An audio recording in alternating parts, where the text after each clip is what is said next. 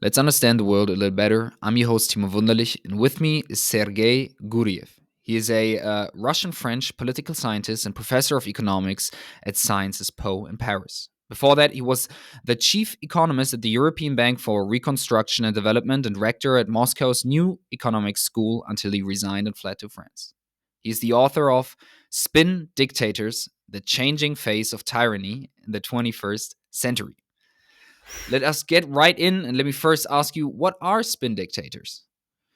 Thank you very much, Timonto, for having me on your podcast. Indeed, this book is about a new concept, which we put together with my co-author Daniel Trisman, with whom we've written a number of scientific articles.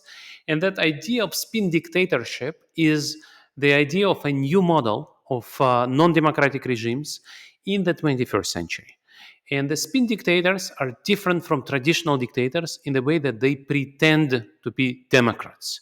I asked you if we have a video on this podcast, and you told me that we do. And I'm wearing now, for people who just listen to the audio, I'm wearing now a gray business suit. So the difference between all dictators and spin dictators is exactly this. They don't wear military uniform or paramilitary uniform like Stalin or Mao or Pol Pot or Latin American or African dictators of the 20th century. They wear gray business suits like me today. They travel to Davos. They shake hands with democratic leaders and they say maybe we are imperfect dictators. Maybe we are imperfect Democrats. You see, I'm confusing themselves, but we are Democrats. We have elections. We are like you. We have some problems with media freedom, but we do have independent media.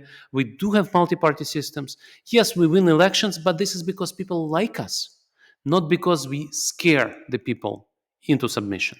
And that's the idea of spin dictatorships.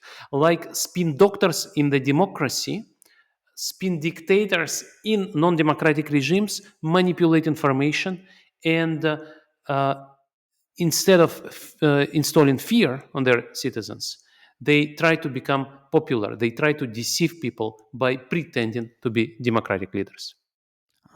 Can we get some examples of that?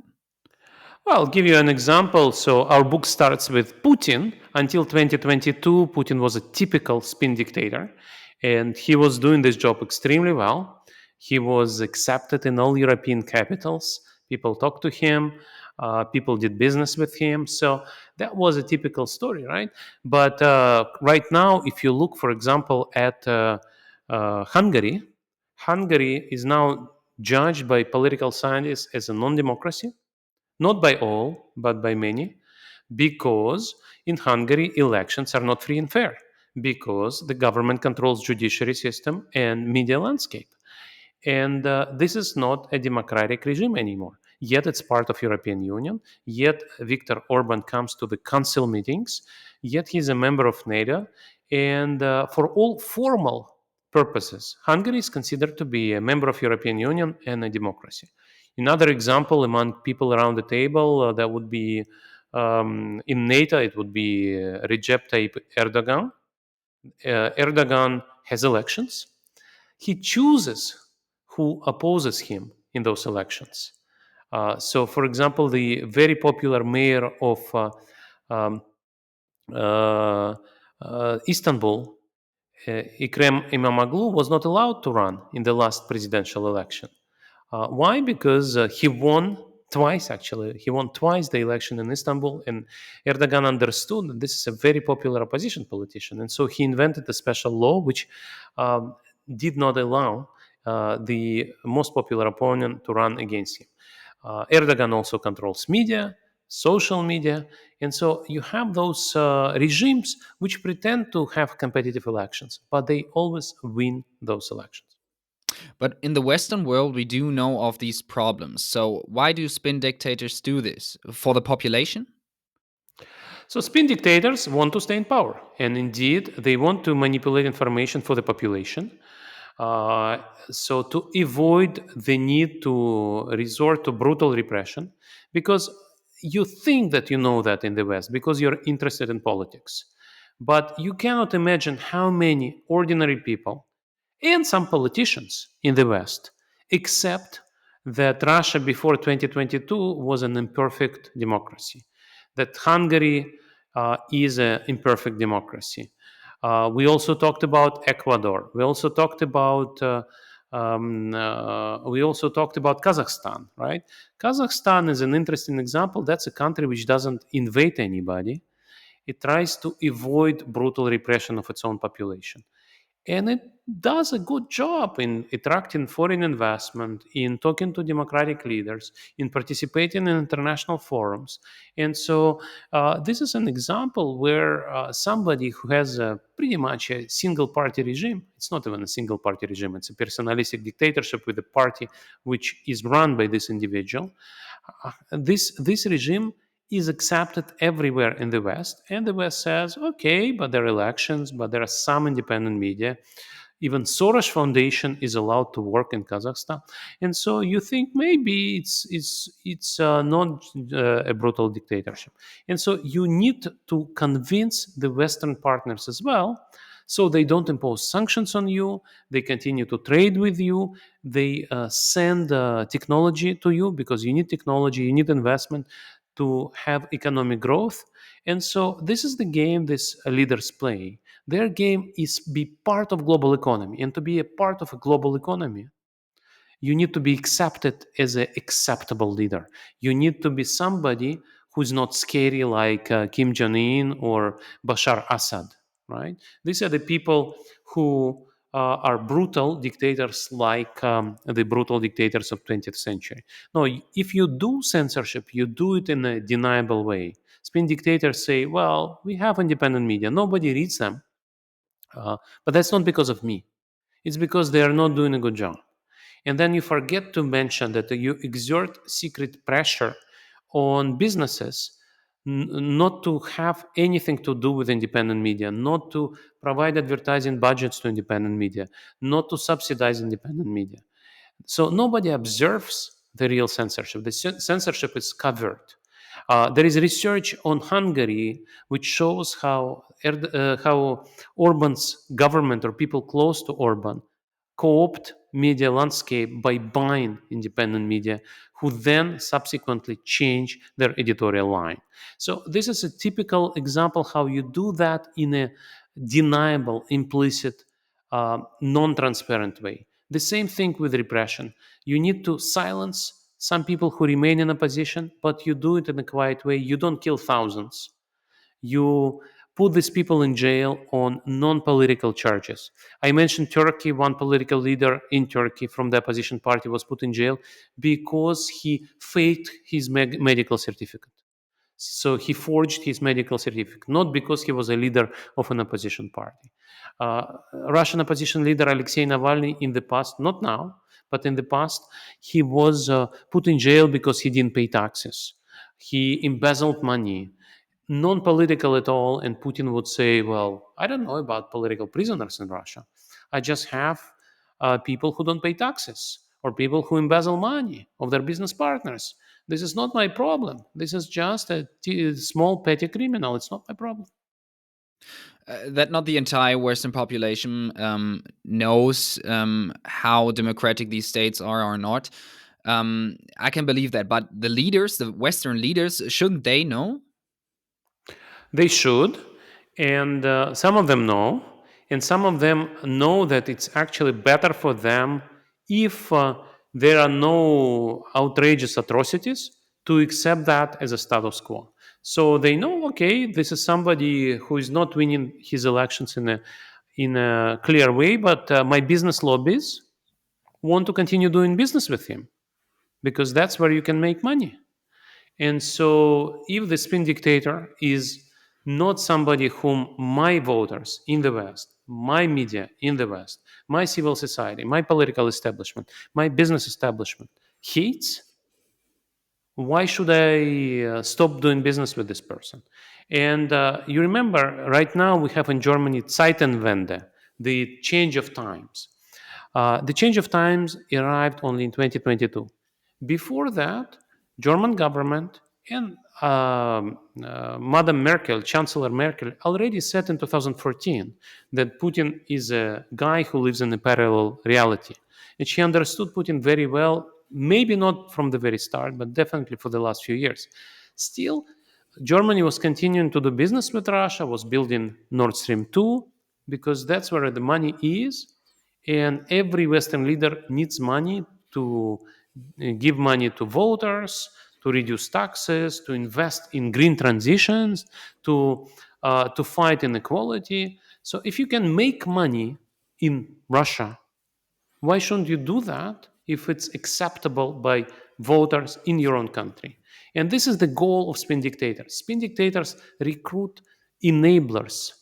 This is the word for PR consultants, former politicians, lawyers, investment bankers in London, Berlin, Paris, or Brussels, or Washington, who lobby on their behalf, disseminating this image of somebody who's not a bad guy, somebody who's almost like us, and so we can do business with this person. And look, there is no open massive repression. So why should you say that he's a bad guy? He's an imperfect guy, but we are also imperfect. And this is one of the narratives which these people use. This is super important. Every problem in the West, such as corruption, problem with immigration, crime, terrorism, um, is utilized and weaponized by those non democratic leaders who say, well, we are corrupt, the West is corrupt as well. We have inequality and poverty, no economic growth. Look at the West. In some Western countries, there are problems like this as well. And so, this narrative, since these are spin dictators, for them, spinning the narrative is very important. So, this narrative Mm. that the West is imperfect helps them to tell their public as well, I'm imperfect, but nobody's perfect. So, I should stay in power and run this country. So their public actually believes in them, and but they don't. Do they believe in the democracies being free? So, this is what we discuss in the book. So, right now, if you look at the polls in Russia, Russia now is an open, violent, fear dictatorship coming straight from 20th century. And this change has happened in 2022. But before 2022, if you look at polls, polls are informative. Right now, I would say they're not very informative, because if we have a conversation like we are having today, if we have this conversation in Russia, we both go to jail for many years, right? So when a pollster calls you and says, do you support Mr. Putin's war, or you believe that Mr. Putin is a war criminal? You know what to say. Uh, Before 2022, the polls were informative, and in the book, we show different ways to figure out how much support Mr. Putin had. And we show that, yes, given this informational landscape, given that people are actually victims of propaganda and censorship, they think that Russia is a democratic country, censorship is maybe it exists, but it doesn't really distort the information I'm getting. Putin may not be very good as a leader, but better than the alternative. And so, for majority of Russian population, we would say in good years, Putin would have 70% of support, truly a true support. While in polls, you would still have 80, and after Crimea, you would still have 90. But 70% is a big, big number. And actually, in some of our papers, with Dan Trisman, we show the counterfactual analysis. What would have happened to actual support of Putin or, say, Erdogan if we removed internet censorship, or if we removed censorship of traditional media? And we show that you would go from 70 to 35. It's really, um, given the censorship, people really like Putin. But if you had a free exchange on media, on social media, he would actually lose the great part of his support. And this is something that people don't understand, that the idea of, yes, the public thinks this, and this is conditional on the media environment. If I control media environment, you would have a very different set of comparisons, set of realistic benchmarks. And so if Mr. Putin controls what you know, he can actually put up a narrative where he is the most competent leader you can ever have. When did that change from fear dictators to spin dictators actually occur? And maybe you can use Russia as an example, because I'm assuming it's a not a fast transition. Like at one point they're fear dictators, then they're the next day they're spin dictators. So maybe we can take a look at that. There are examples where a fear dictator becomes softer or he's gone and replaced by a successor who says, "I see that repression is not popular. We should do things differently. People demand democracy, but I want to stay in power." And this is a story of Spain, which didn't democratize right away, right? It took a sequence of provisional leaders, if you like, after Franca, before we arrived at a full democracy. And, or Gorbachev tried to democratize in this particular way. But eventually, this trajectory is quite likely when the old repressive dictator is gone and the new one wants to do things differently and avoid using open repression. The issue is people don't really understand that, but the repressions are not popular. And this is something that we show with the data in one of our research papers. If you run a poll, and we use data from Gallup World Poll, in some non-democratic regimes, you can have polls by Gallup, and you can actually use them. You can actually see when you have more repression, the approval, popularity of authoritarian leaders actually goes down. People don't like repression. And so, if your previous guy is gone, I'm using guy, man, and so on because all of these people are actually men. So, if the previous guy is gone, the new guy may say, "Well, I want to be more popular and I moved to a spin dictatorship." In Russia, the story was that there was an attempt at democratization in the 1990s, which didn't work out. Putin comes in pretending to be a Democrat, and initially he had to work a lot to remove checks and balances, to subvert the judiciary system, to install the censorship system, to build a powerful propaganda system. So it took him some years. And political scientists believe that somewhere in the middle of 2000s, year 2006 probably, Russia became already a dictatorship. But it was definitely a spin dictatorship. The transition in the opposite direction may also happen. And already in the first edition of the book, we talk about how Venezuela under Chavez was a spin dictatorship. But Venezuela under Maduro is actually a fear dictatorship. So Chavez is gone. Maduro comes in. Maduro doesn't have money to co-opt media, to co-opt the elites, because oil price goes down in 2014. Maduro doesn't have charisma. Chavez had enormous charisma. And suddenly, Maduro makes this brutal choice to say, "I will fight to stay in power. I will repress everybody. I'll put everybody in jail." And so you have this interesting distinction when you have a former colonel, Chavez, who is actually becoming a spin dictator and wearing business suits. And then you have a former bus driver who installs a repressive dictatorship and wears a paramilitary uniform. So it's not like you have to be a general to become a brutal dictator. These are the conditions that may drive you into it. And if you ask a question more globally, why do we see spin dictatorships in the 21st century? We speculate in the book that this is because the end of the Cold War, that's an important issue, because during the Cold War, United States would say Pinochet is a brutal dictator, situation with human rights is bad, but he's against communists, so we support him.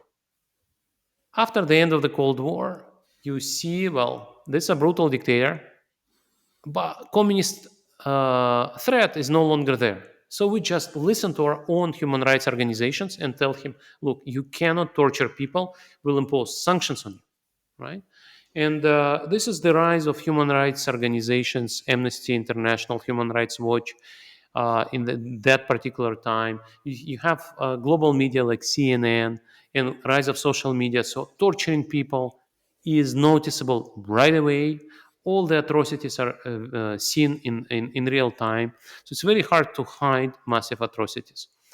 And also just the change of globalization and modernization, which requires anybody who wants to have a prosperous economy to be part of global economy. You can go into autarky like North Korea, but then you cannot develop.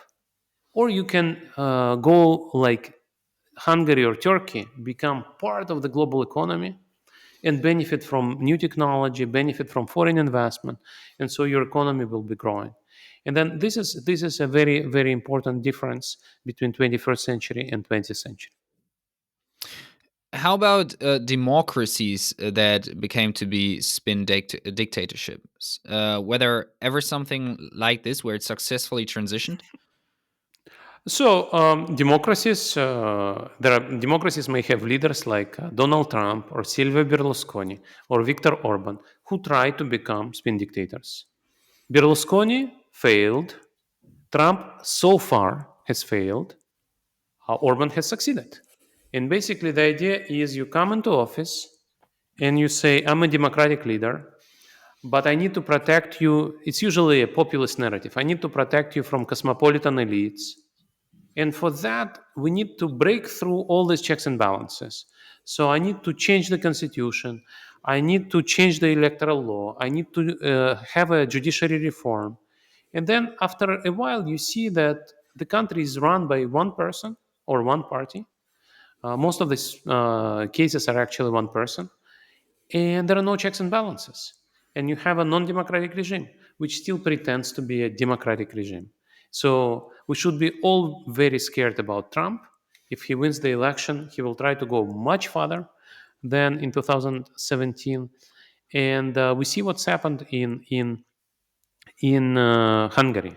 And I can tell you that before October 7, 2023, a lot of colleagues from Israel would talk to me and say, we want to read your book because we want to understand what Netanyahu government is doing in Israel, how they change the judiciary system, whether it's actually going in the same direction like Russia went, like Hungary went, like Poland tries to go before the recent election, and like Turkey went. So Turkey, Erdogan also started as a populist but Democrat. And then he dismantled all checks and balances, created this executive president position. Turkey used to be a parliamentary republic, now it's a presidential republic, and put his opponents in jail, put journalists in jail, kicked out some people, and so built a spin dictatorship. And so once you look at those things, you can see that in many democracies, there are leaders who want to become spin dictators. And the job of civil society is to stand up to them and defend democratic checks and balances. And so far, we've seen that in the United States. We've seen how judges stood up to Trump. We've seen how civil servants stood up to Trump. Sorry, for example, during 2020, and that really helped. But who knows what happens the next time? What else can we do to prevent ourselves from these spin dictators? How can regulations be more enforced so that doesn't happen in our countries? Well, we need to all buy and read this book, Spin Dictators. And basically, the idea is that you should remember the threat that is always there. Every populist leader, well, not every populist leader, but most populist leaders actually are thinking about something like this. And so you need to defend independence of the judiciary, you need to defend separation of powers, checks and balances, parliamentary powers. You need to defend independence of media. You need to make sure that social media don't disseminate too much false information. All of that is obvious, but democracy is in danger. And what we talk about in this book, we talk about the system of spin dictatorship that all these leaders want to create.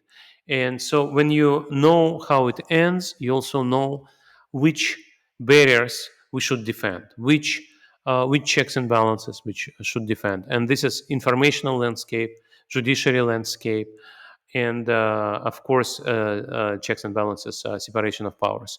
So all of that is super important. On the other hand, we also talk in the book about how the West should handle the foreign spin dictators. And there you need to defend yourself against their enablers, against their bribes, against their dirty money. This is very important. On the other hand, we also show in the book that these dictatorships are not omnipotent. And they have this problem that they need to pretend to be democracies, so they need to tolerate some civil society, which means if the West can somehow work with the civil society within those regimes, helping human rights lawyers, helping independent journalists, helping scholars, helping students, being in touch. This is very different from, say, Soviet times. In Soviet times, the West could not actually reach out to dissidents or students or journalists because the system was closed. As today, we cannot reach out to North Korean opposition because there is none, right? So, in spin dictatorships, and this is the great vulnerability of spin dictatorships, they need to pretend that they are not brutal. And so, there is an opening for student exchanges, for foreign correspondents being placed there. For the God's sake, there are embassies that can do certain things with human rights defenders. So, there are openings. And so, this cooperation should continue. And then, this is where it becomes very difficult. So if you have somebody coming from spin dictatorship to, say, London and doing business, or being a lawyer, or being a consultant, your job is to figure out, is that an enabler working for the spin dictator, or it's a legitimate businessman with whom you should be in touch to promote change back there. And this is the most difficult thing. And this is where the West should invest in understanding those regimes.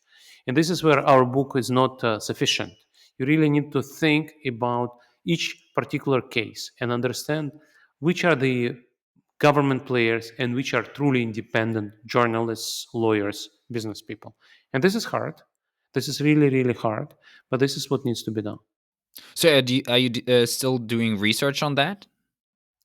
So yes, we don't do new research, but we talk a lot to policymakers about our results, and we are thinking about potential new research. The research I'm doing now is research on disinformation, misinformation, on how to stop the false news propagating on social media, how do we regulate social media, and basically our new research is about the measures you can use to slow down sharing of false media. And interestingly, the most effective measure and the cheapest measure is a nudge, where you just tell people before sharing, think about the fact that there is a lot of false media propagating on social media.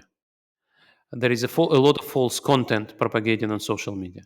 And people think about this, and they're very good actually if they think, if they don't impulsively share, if they just take a pause, if they think, if they read this warning, they're very good in sharing true news and not sharing false news.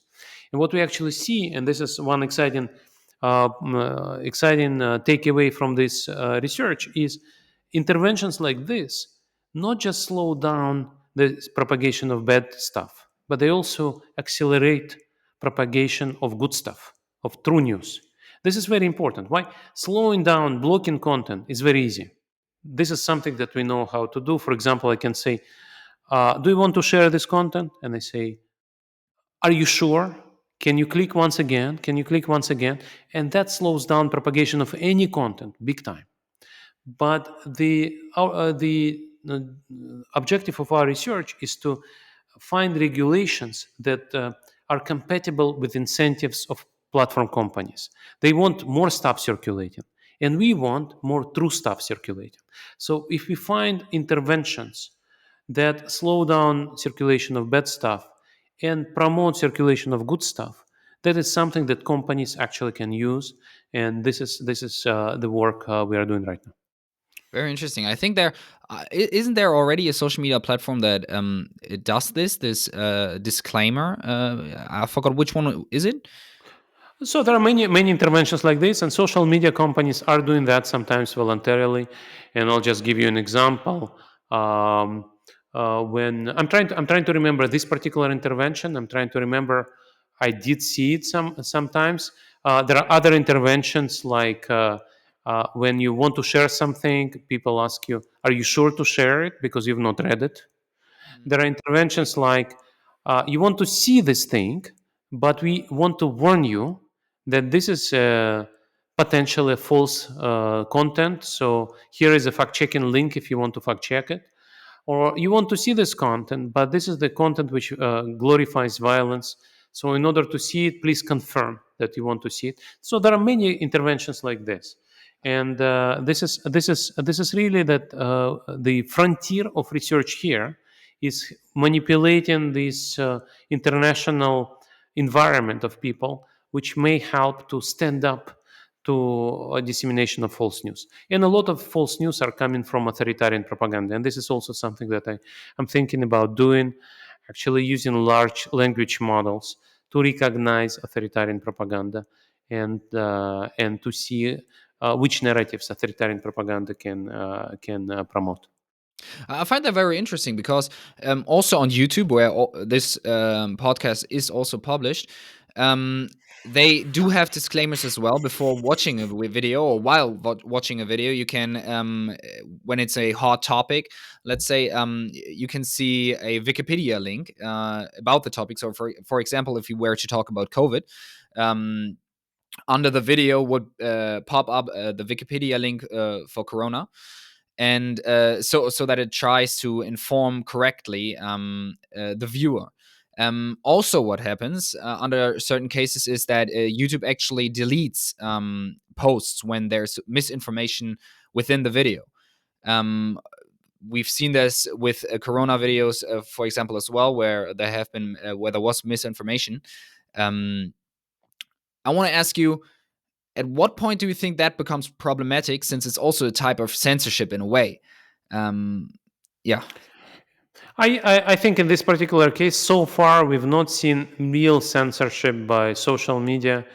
And yet, I fully agree that in the US, especially where you have the First Amendment, which protects freedom of speech, that is already problematic and will become even more problematic. You see, social media companies, the platform companies, pretend to be platforms and not non media. And this is what's called Section 2030 of Communication Decency Act, which says if you're just a platform, if you don't edit content, you're okay. We don't regulate you, and because you don't edit content. But of course you do. If you think about something like Facebook, the very fact that you have an algorithm that shows you some stuff and doesn't show you other stuff, or shows you stuff in certain order, that's editing already.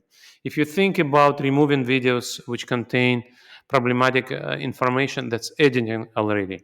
And so this question will come up for sure, and social media companies will have to somehow figure out whether they are media or not, and how we regulate media. In Europe, things are going in the right direction with the Digital Services Act, where we will have transparency of algorithms. So basically, starting March 2024, we will have the obligation of big platform companies to open their algorithms to researchers. And so that will already help us to understand whether there is dissemination of false news, uh, optimized, promoted, slowed down or not. Because this is the suspicion that in order to maximize their revenues, social media companies sometimes regulate free speech, regulate fact checking in the way which is not optimal for the society. But again, the question about censorship is very pertinent. What you've said is exactly right. So we want social media to slow down dissemination of false news. But do we want social media companies to decide what is true and what is false? That's extremely problematic. And this, of course, is exactly why in Europe we have this Digital Services Act, which broadens the discussion, at least to the research community, where we will say, look, you may decide and we will watch you. At least this is still better. And in the US, I'm rather pessimistic because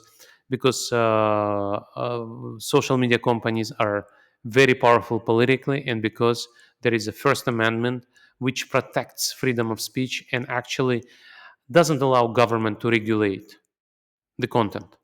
And so lots of these issues are very, very complex, and interestingly, solutions in different countries are different. So we'll see how it's going to work.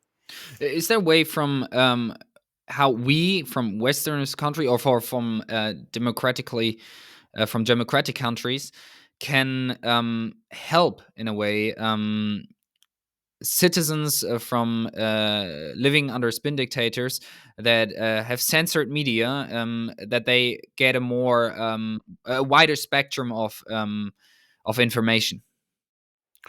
Well, interestingly, in non-democratic countries, social media companies play a super important role. They help to circumvent censorship, and of course, the biggest challenge is the language.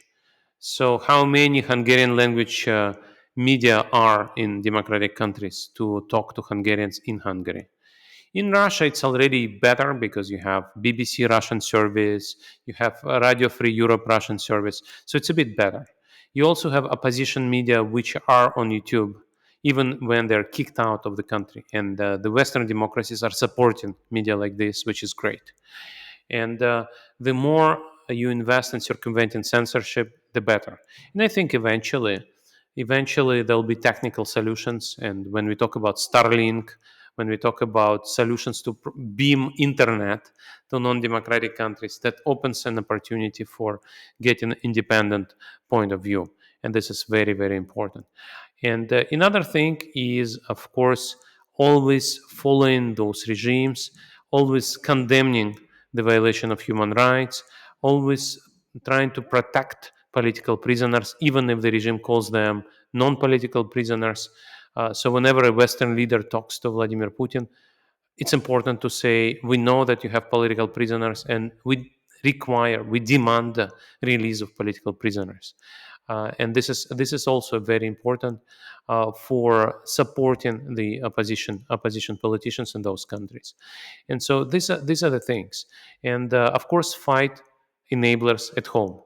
So fight corrupt money at home. And another thing is international cooperation. These regimes are very good in penetrating multilateral institutions, international organizations. So Hungary is a member of EU, Turkey is a member of NATO, and when you look at Interpol, when you look at UN Human Rights Commission, you'll see a lot of non-democratic regimes there. And this is a big danger. And so the West should think about how to protect this liberal world order for which we've created so many international organizations, how to protect those international organizations from bad players. That's very interesting, especially mentioning that there might not be a lot, or that there are not a lot of Hungarian, for example, media sources. So with more and more with better technology, YouTube, for example, now translates their subtitles. Other media companies also are translating each post. It will become harder for these spin dictators to censor social media, right? Exactly. China is in a different league, and China is not a spin dictatorship. It's a proud dictatorship. They are very proud of being a one party system, even though they have other parties. This is very funny. In China, you do have other parties, but they all support Communist Party. But so they're not a spin dictator. They are not pretending to be a democracy. But there you have a great internet firewall, right? In other countries, you don't. And indeed, that means that a person in a spin dictatorship can already watch Western TV, can already read New York Times, and there are, of course, still frictions. So you want very good subtitles. You also want audio subtitles. You want to have online translation in real time. That's coming. That's just around the corner. But what we know from the studies is every additional click, every additional friction reduces willingness to follow this or that media. So I think the sooner the better. If this technology arrives, the technology that gives you access to internet, overcoming those firewalls, gives you access to foreign media by translating them in real time. This is already a very important achievement. Yes. You touched upon it before, Netanyahu. You said that people were asking you about your opinion on him, in terms of should we be concerned? What is your opinion? Well, I think he was on the way to build a spin dictatorship in Israel, and a lot of Israelis understood it and stood up to it. You had huge demonstrations against that. But after the tragic event of October 2023, the situation is on hold. And so, what happens after this particular conflict is finished, we don't know. But his plan before October 2023 was indeed to remove checks and balances and build a spin dictatorship. And that's how you would figure that out, seeing him removing more and more checks and balances. Exactly.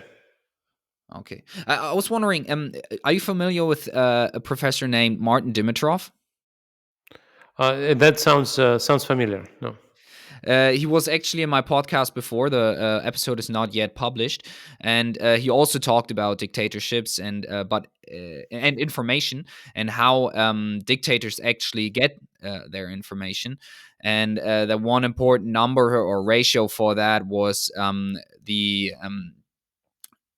critique, a public critique of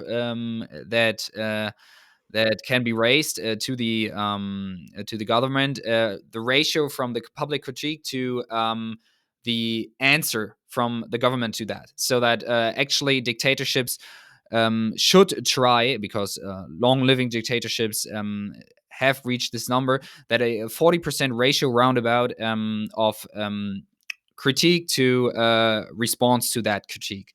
I just found that very really interesting and also fitting to this conversation. Um, have you heard about that? No, I've not. I'm looking forward to reading this. I think it's very important. One of the things which is not a bug but a feature of non-democratic regimes is indeed lack of feedback. So dictators suppress independent media, civil society, political opposition, and they don't get feedback. And so they make mistakes because they surround themselves with yes men, with people who always say yes to them. And that, of course, reduces the quality of decision making. And one example is Putin's full scale invasion in Ukraine in 2022, where he was sure that he has a strong army. He was sure the West is weak. He was sure Ukrainian army is weak, and he was sure that Ukrainian society loves him. Why? Because he was told about this but his advisors. He didn't have independent critical feedback. And that resulted in a catastrophic decision, which is very costly for Russia and for Putin as well. Partly one reason why why I brought this up is spin dictators. Your idea on new dictatorships, and also his theory that dictators should actually try to respond to critique more and more. I think that doesn't that show that dictatorships are also more and more going into the same direction as democracies or Western civilizations are? So the dictators want to stay in power, and they're always looking for better ways to stay in power. And today, in the 21st century, they need to engage with informational tools to a greater extent. So Stalin didn't need political consultants. Stalin didn't need independent media. Today, it's hard to run a country if you just kill everybody. You will be a pariah, you will be a rock state, you'll have sanctions, your economy will be in trouble, and then eventually your own friends will kill you. With North Korea, that's not happened. In Syria, it's not happened, but in many other countries, it ended up very badly for dictators, even for very brutal dictators.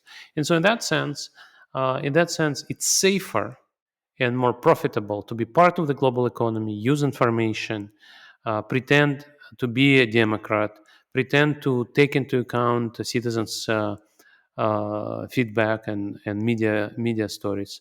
So it's just a choice, and this choice is more suitable for today's reality. It's almost like a Darwinian evolution.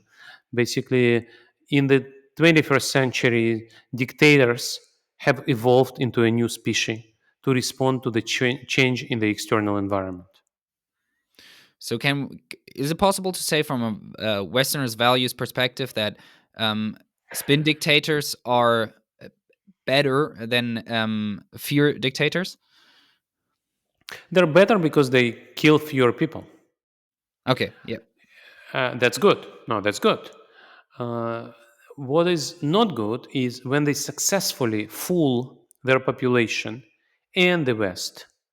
They can stay in power for very long, and they undermine their economy.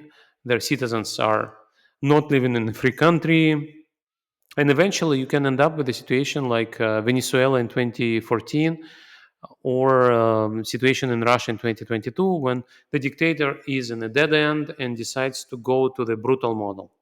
So if you can strangle the spin dictatorship while it's still young, if you can somehow push it in the direction of democratization, that's what should be done. So, and this is the only thing you can do once you understand that this is a spin dictatorship and not a democracy. Basically, the goal of spin dictators is to pretend to be Democrats, and so the West doesn't pay attention, and this is the danger. Once you recognize who that is, spin dictatorships, of course, are less dangerous than fear dictatorships. But so it is harder from a going from a spin dictatorship to a democracy than from a fear It, dictatorship to a democracy. it's not harder. I would say, and democracy may become more durable. Why? Because the more brutal you are, the harder it is to rebuild democratic institutions. In spin dictatorship, you pretend to have some independent media. You do have some independent media, but they're just too small. You don't kill every opposition politician, so you still have potential new political forces who exit from jail and start doing democratic politics. So I would say it's not impossible, and it's not probably harder. And in the book, we give examples of Ecuador after. The previous leader, we do have Armenia in 2018. Yeah, Evo Morales. So after Evo Morales in 2017 and Armenia after Sargsyan in 2018, these regimes moved basically to democracy. That happens, and that happens because spin dictators sometimes make mistakes as well, because they're also not very well informed, and the reforms they undertake sometimes backfire, and so they lose power. That happens as well. Now, before we go into our second segment, which is some rapid fire questions, I would like to ask you: is there anything else that I should have asked you that I didn't, or anything else you want to add? No, you asked everything that I wanted to talk about. Basically, my simple takeaway from this conversation is, do think about those issues. Do remember that not everybody who wants to look like a Democrat is actually a Democrat. And be very well aware of the fact that democracies may collapse, that there are many bad actors around who want to convert uh, fragile democracies into spin dictatorships. And so defend your democracy before it's too late. Okay, then over to the rapid fire questions. Um, I would be grateful if you could answer each question in around about 2 to 3 sentences, so that they are really rapid Okay. fire. And note some of these are more personal, so not directly linked to your field necessarily. Are you Mhm. ready? Yes. Uh, if you had a big poster, let's say on Times Square, everybody would see it. What would you put on it? I would say defend peace, freedom, and democracy. Do you have a favorite quote?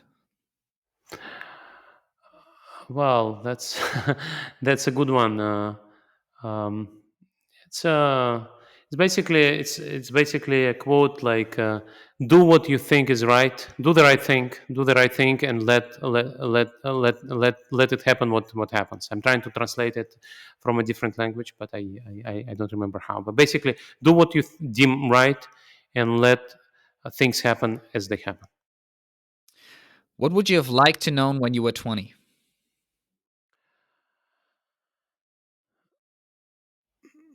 So I would like to have an insight into the future, and overall, things worked out pretty well for me. But I would like people who are 20 to understand better what they actually want in life. A controversial opinion. I believe what almost nobody else does. I'm a very mainstream person. My views are very mainstream and simple, and there is actually not much that I contradict the mainstream. So, Okay. What is your newest, biggest insight? so we talked about this. We talked about our research on disinformation, and my newest biggest insight is that very simple interventions like nudges, like reminding people that there is a lot of false news on social media, that already helps a lot to slow down circulation of false content and promote circulation of true content. And this is something that surprised me, and I'm very excited about this. Let's say political sciences and economic sciences together. So not necessarily just your book.